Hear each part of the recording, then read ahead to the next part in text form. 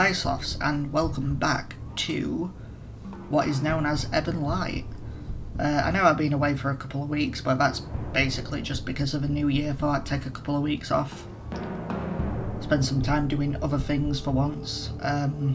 Yeah, in the last episode, by the way, we finally got to talk to Haron and Ernol about the Cuffental, and we also made our way into the port of Gha'alia, which is the kingdom of the elves and stuff.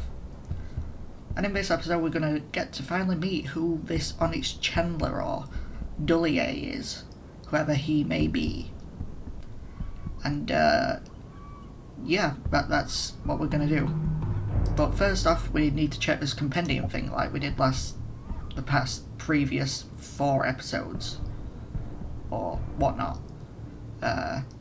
Our armor is looking good, at least. I don't really remember what it was all like last time last time I checked this, so this might be just the same or even worse or better. I don't remember, but getting some desire up there. Virtue's pretty decent, still very daring, still very tenacious, like Tenacious D. Love Tenacious D. Still full of doubt, but I think that's kind of what the Cuffental's supposed to do to you. We'll get into that a lot later on in the story. Definitely still charitable, which is strange for me, personally. Still quite mighty, and we're getting a little bit more cunning and curious, I think, and a tiny little bit more charming. But we still need a lot more rest, and hopefully that rest will take our doubt down quite a bit, or maybe even just a little bit. Anyway, let's actually get into this. So, yeah. Listen, human. I don't know what Duliae has prepared for you, and it's true he is more powerful than he should be.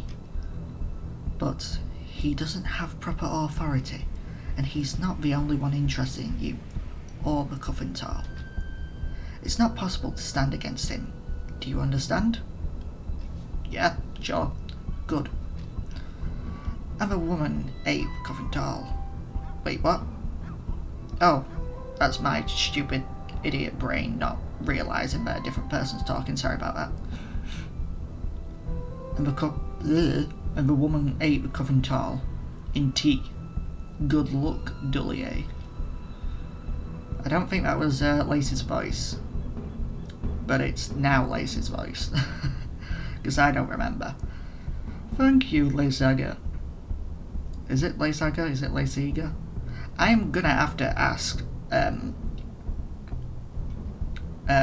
what's it called? I'm gonna have to ask the developer of this game to see what the canon pronunciation of these people's names are, because this is really bugging me. It bugs me every time I see it. It's like, how are you actually supposed to pronounce that? I'm a terrible person. Your well wishes mean a great deal. I don't know what voice I should do for this guy. Anyway, I heard a small clink as Lacey was passed, a small bag from a man with blindingly blonde hair. Yeah, elves with blonde hair, that doesn't seem very natural. When had blonde ever blinded me before? What exactly was his hair made of? Dust and sand, I don't know. Cheese. Imagine if people actually had cheese hair. That would be really strange. It reminds me of those cheese strings. Do you remember those? Those little like sticks of processed cheese where you just like sort of like peel away these little bits of cheese from it, and ugh, sounds really gross. And it looked really gross because it was processed cheese, but you know. Anyway, moving on. Duliae? Ernol? What are you thinking? What are you going to do with her? You know that you can't. Shh. Ernol? Wait a second. We haven't introduced ourselves. But welcome to Gha'alia, Miss Mavis. It is truly a pleasure. I'm Duliae Lousehurst. I'm Duliae Lousehurst, or the Onyx Chandler, as you may have heard. Calipoa helped me steady myself. She lingered a moment until she was satisfied I could hold myself up on my own. Then she gave me an encouraging smile and busily went on her way. What's an encouraging smile look like? Maybe like that? I don't know. You are the Onyx Chandler? You're a bit flamboyant, aren't you? Yes. Again, it's a pleasure. You and I... I did it again. That's strange. I can't talk today. You and I have much to discuss. Your... Oh, that's me. Your hair? Oh, yes. It will make it easy for you here. I'm easy to find in a crowd. It's like looking into the sun. What's wrong with me? Or is something wrong with him? Very strange indeed. The trip took a toll on you, Mavis. Let's get you indoors. Wait, what? Why did that do that? That's strange. A little help, Ernol? My brother would much prefer to assist you with this Duliae. No, wait. I'm not going anywhere with you. Oh? Well, I have no interest in forcing you, but I do believe I'm the only one that can really help you with our unfortunate predicament. You recall you ate my prize. I didn't do that on purpose. I expect not. He chuckles in dry humour. Ha ha ha ha ha. While Ernol sighs. Don't worry, I won't be doing that over and over again. Just the voices, none of the chuckles, none of the sighs. I don't intend to do that the entire Let's Play. At least I don't think I do. Who knows? If you did, you would not be here. Not like this, would you? How would I be? Best not to dwell on that. With the ordeal you've been through, I am not lacking compassion. Plucked out of some small, isolated village, the world spun out from beneath you. How did he know the world was spinning? The world is spinning. Manhandled and corralled by the likes of Laysaga and his colourless Isle of Mine, you can probably... and in this colourless Isle of Mine, you probably can't tell up from down. I've eaten an ancient Gallian poison that's weighing my body down, making the world spin and your hair set aflame, so blinding I can barely look at you. Is that so? That sounds terrible. And what a poor first impression. Then let me remind you, dear human, I can help you. For what? What would be the price? Why would you want to? In complete honesty, Miss Mavis, I paid a great deal to track down the Covental you ignorantly consumed. All that is left to do is study its effect on you. And that is why you had lazy drag me here, whether I liked it or not. What gives you the right to do that? You kidnapped me. You could say that, but you could also say that I saved you. If a Covental has something unfavourable in store for you, here is the only place to be if you wish to survive it. Further, I am far from the only person who is interested in the Covental. Others may be less gentle. You're in quite a lot of danger, I'm afraid. I won't pretend to be altruistic, of course. I seek selfish gains, but consider that this transparency is much more than you'll get from anyone else who would, and they will, seek to use you. Where else could I go? I'd met quite a few elves aboard the ship. There had been Vadine, eager to help. Harren had seemed to suggest I had another option with him. Where were they? Where was I? Why did the colours all become so blinding? And why was the world spinning? Why was I heavy? Why couldn't I remember? Mavis? Ernol sighed. There she goes. Let's just add this to the long list of favours you owe me, Duliae. I just realised that was the wrong voice. Oh well. I'm probably going to be doing that a lot in this Let's Play, not gonna lie. Let's take her inside. Ugh, what is this spinning vortex of whirliness? But right when... Do you think so? You're so... I could hear muffled voices. They weren't that far, but they were speaking through perhaps a door. I lay somewhere soft, my body snugly sunk into cushions. Is snugly supposed to have 2 G's? I'm not sure about that, I can't remember. I kept my eyes shut. Certainly not judgmental. Well, he's in love. That is... The weight from before was gone, but I was nervous. If I tried to move and I couldn't, or what if I could move, only for the weight to come back again? I wasn't even entirely sure I was alive. Did she... The ship was lost long before. The voices seemed to be moving. Closer, I think?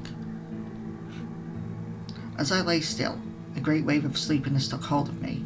I was losing my grip on consciousness again. Of course I was.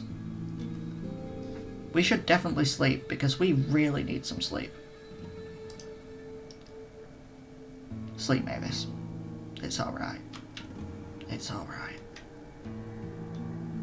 And thus we slept.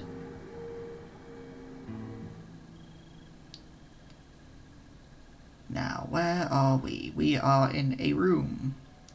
I sat up and found myself in a dark room. My heart was pounding. I felt cold and very hungry. I seemed to be in a bedroom. There was a window nearby. Outside, I could see the night sky. I was wearing something silky and soft. I climbed out of bed and laid my bare feet on the cold floor. Okay, this is a very interesting section of the game. Please ignore that, that's my air freshener if you heard that strange noise in the background there. I forgot to turn it off. But yeah, this is a very strange and unique part of the game where you actually... It's kind of like a stealth mission. You have to be... You know, you see the noise level meter up there in the top middle section, like right there. Don't know why I'm gesturing to that. I don't have like in-game fingers that I can use to show you. Well, I could probably put that in editing, but can't be arsed. But yeah, this is definitely... It's different. And you have to just look around, search for things, and I think this opens quite a few little split pathways. But it's only like minor stuff, but I am going to save real quick. And this is also the chapter name, the Onyx Chandler. I want to take a quick look at the compendium real quick. Our rest does not seem to have gone up, but our doubt has gone down? Okay. I can deal with that. Let's go to the window first. I approached the room window and peered outside. There was a garden, a low fence, and beyond that a city street. What I could see of the city in the moonlight. It was overwhelming, towering dark spires stretching toward the sky, the highest of which disappeared completely into the sky. The window itself was like shut. It would be easy to open. And we are actually going to leave it alone for now, because we want to search the rest of the bedroom. The room I was in was pristine and extravagantly decorated. I was worlds away from Aunt Vanya's hut in Edric. There was a dresser, a nightstand, and a dressing table with multiple narrow drawers. So, what should we do? Examine the dresser, search for nightstand, search for dressing table, examine the room's artwork, or look somewhere else? I think we should have a quick look at the artwork. I took some time to examine the room's artwork. There were statues and statuettes on most of the surfaces, the walls covered in paintings, even the draperies? I don't know how you pronounce that, wow. I'm going to say draperies. Anyway, seemed to tell a story. I noticed that each extravagant piece was depicted at first. Oh, deceptive. Ugh. See, I can't even read today. My brain's not working. The pieces seemed grand and happy, but only until I looked at them closer. Then they became morbid, sinister. Eye of the beholder, perhaps? So, shall we... We should search the rest of the bedroom. Why not? Ignoring all that. Let's have a quick look at this nightstand. A small nightstand near the bed was made up of stone and glass. That's kind of nice sounding. The glass was coloured, shining in the moonlight. There was a strip of parchment stained with a single drop of blood, pinned underneath a heavy lantern. That's odd. Take apart. We're just gonna leave that alone. I don't think we should be touching whatever that is. So let's have a look at this dressing table. A luxurious vanity sat across from the bed, with a mirror reaching the ceiling. The wood frame was black, the mirror's frame with a gold inlay. I glanced briefly at my reflection. I looked foreign to myself, cheeks puffy, eyes dewy. I'd been sleeping for a long time. So examine myself a little bit closer. Why not? I leaned closer to get a better look at my face. And this is me. I couldn't put my finger on it, but something about my reflection was horrifying. I can't tell the difference. Looks fine to me. Not the foreign gown I was wearing, nor the light perfume coming from my newly combed hair. Not the puffiness in my face. I touched my cheek, watching myself in the mirror. Poke. I felt warm, normal, alive. Until that thing grabs me. That's strange. What? I hastily looked away. I spent the rest of my time averting my gaze from a mirror, trying to ignore the thumping in my chest. That, ladies and gentlemen, and other creatures, that is possibly what we think might be the covering towel at the moment, holding us down, making us heavy. So let's have a look at these vanity compartments, I suppose. And I think our fear might have raised the noise level just a tad. Just up a couple of decibels. The vanity's top was littered with small painted porcelain containers and black boxes. I opened a few of the porcelain lids. Potpourri, powders, creams, makeup? The boxes contained little of interest. Combs, hairpins. One comb did catch my eye, not because it was especially pretty, but because the metal teeth looked particularly sharp and solid. Let's not put the comb in our hair because I just don't really, I'm not much of a fan of having things in my hair, other than my hair. Hair in hair? Hairception? Anyway, let's have a quick look at this dresser. I ran my hand across the surface of the dresser, a soft, delicate wood. My hand fell to the handle of the drawer, and I gave a gentle tug. The drawer gave a quiet thump. It was locked. I couldn't see or feel a place for a key. It was perhaps locked another way. And we actually have the ability to unlock it. I don't know what it is. I'm not sure which of the things gives us enough to do it. I think it might actually be curiosity that gives us the ability to unlock that. I'm not sure. Maybe cunning, actually. I think it might be cunning. But let's unlock it. There had to be some way to open it. The way was hidden somewhere, and it was only a matter of finding it. I ran my hand across every corner of the dresser, just about to give up when I felt a tiny latch on the underside of the top panel. The latch switched easily and made our noise level go up to 3. Lovely. I heard an audible click. The drawer slid open, When I looked inside the drawer, I found a silky, translucent cloth wrapped around the form of a tiny box. I gently pulled the cloth away, so soft to the touch it seemed to melt between my fingers. Is that even possible for cloth to just melt? Strange. Not unless you dropped it in some sort of like acid. But then it'd actually burn rather than melt, I think. Anyway, the box, once revealed, was built into the bottom of the drawer. It had a delicate lid inlaid with painted colours of red and green, but slid open with slight pressure. Inside the box I found loose, tiny iridescent scales and rings and pendants, made out of the same scales. One of the rings stood out among them all, carelessly tossed into a corner yet still utterly captivating. The ring had a scale band of red and blue, wrapping up around the finger, topped with a small orb that seemed to maintain a very subtle glow.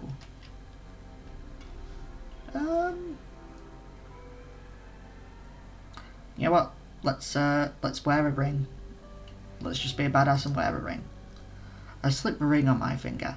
The underside of the tiny scales was smooth against my skin. Oh, and we acquired Duliae's ring. Interesting. Very interesting. I just realised we can actually look at Duliae's description stuff now. People, Duliae. Duliae Laushust, or Lauhust. Still have no idea how do you pronounce that, but it sounds very German. Anyway, one often forgets the Gha'alia, or that Gha'alia, bleh. Yeah, I can't talk properly today, what's wrong with me? One often forgets that Gha'alia is home to more than dark figures clad in iron and hide.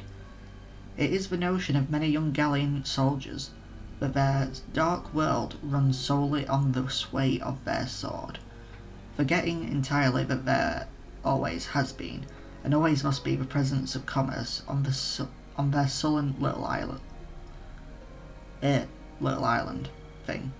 Duliae is an esteemed figure, unique in this status among generals, tacticians and swordsmen. He has spent many long years cultivating trade lines and pumping blood into Gha'alia's economy.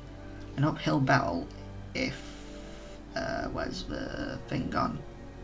Where is it? An uphill battle. Where? Where's the words gone? Oh, if there was one in a place such as this, it would take a relentless, tenacious, cunning man determined to succeed, and Duliae has.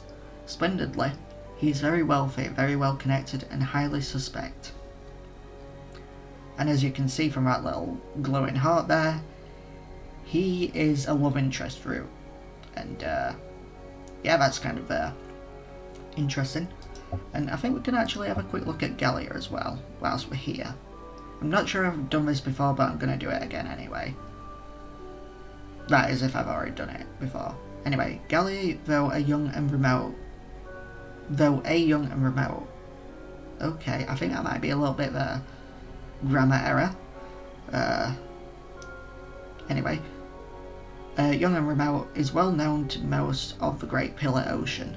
The Elven Kingdom is famed for its warriors, who utilise their long lives to... I have read this before. Never mind me. Ignore me. Let's have a look somewhere else. You know what, we do need more sleep, so let's just go back into bed. We could actually leave the room. But I'm not going to risk that. I think we should just go back to bed. I looked at the bed, blankets splayed open and welcoming. No, I was so hungry. Okay, I didn't actually know that we had to leave the room there. So let's just leave the room. The bedroom door was unlocked and opened mercifully even, without a creak.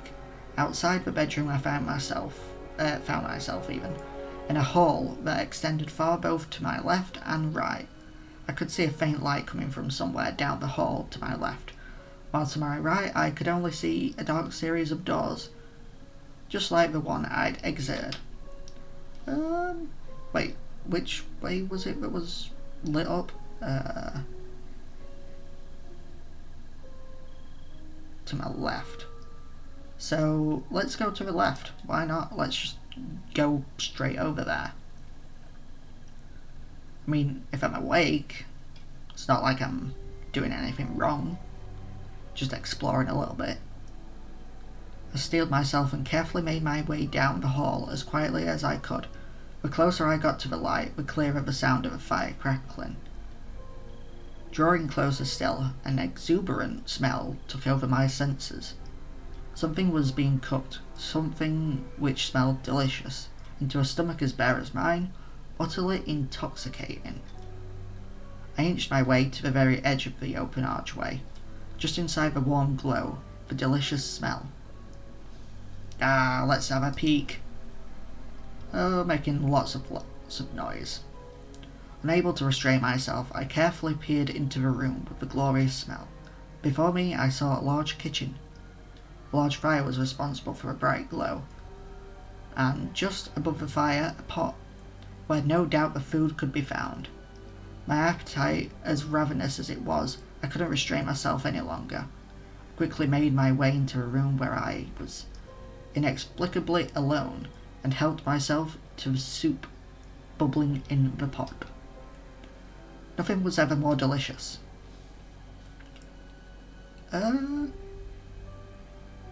We might need to defend ourselves, but I think the knife would be way too loud. And let's not search for the kitchen, because we've already had our fill. Let's go back to the main hall. Backtracked until I was once again in front of my bedroom door. Well, now that we've eaten, we can go back to bed, I suppose. Turned back into the bedroom, quietly letting myself back in. And let's just go to bed. My stomach full, I felt confident I could lay in bed until morning. I laid in bed, closed my eyes, and kept very still. And there you have it. But my mind refused to let me fall back asleep.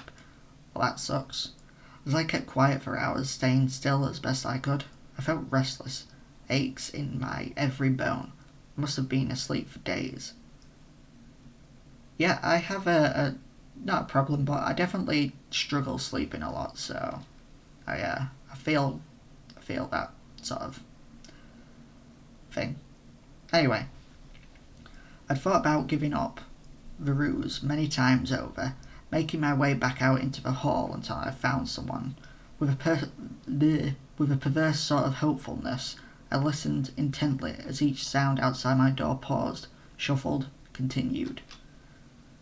Part of me was even eager to be discovered. Finally, I heard my room's door open. I kept very still. I heard the soft steps of someone drawing closer. "And how are you today, Mavis? Still sleeping?" The man sighed. I didn't open my eyes just yet. If I was going to pretend to wake up naturally, or if I was going to wait to try and escape in the daylight. "Well, what's this?" I felt my body tense. What had he found? The ring, you idiot. Kind of, put on the ring earlier. So I kind of can't keep up that ruse. And I felt a soft hand pick up my own instantly. I realised that I was still wearing the ring I had found. Interesting choice. There are 4 more valuable things in this house to steal. I'm sure you have questions, Mavis. As do I. So let's just wake up. And it's like, come clean. Yeah, let's just be sort of on in and kind of I mean honest and stuff. I woke up last night. My voice cracked, scratchy.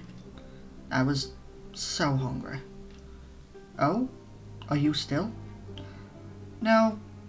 I found something to eat." "Did you?"